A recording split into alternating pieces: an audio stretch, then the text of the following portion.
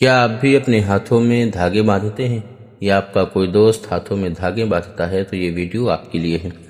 کیا فرماتے ہیں علماء دین اس مسئلے میں کہ دور حاضر میں درگاہوں پر کچھ جاہل قسم کے لوگ عوام کو لال رنگ کا دھاگا دیتے ہیں کہ اس کو باندھ لو، اور پھر کچھ دین سے ناواقف اس کو اپنی کلائی پر باندھ لیتے ہیں، تو کیا یہ عمل ایک مسلمان کے لیے درست ہے؟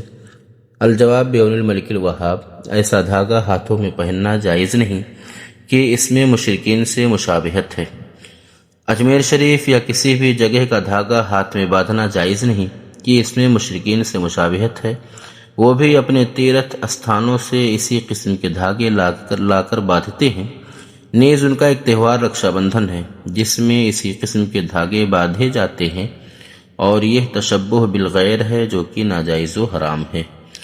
اگر ویڈیو آپ کو اچھی لگی ہو تو زیادہ سے زیادہ شیئر کریں، چینل کو سبسکرائب کریں، اور اگر آپ کے دوستوں میں سے کوئی ایسا ہے جو ہاتھوں میں دھاگے باندھتا ہے یا مزاروں پر جا کر کے وہاں سے دھاگے اٹھا کر کے لاتا ہے تو یہ ویڈیو اس تک ضرور پہنچے۔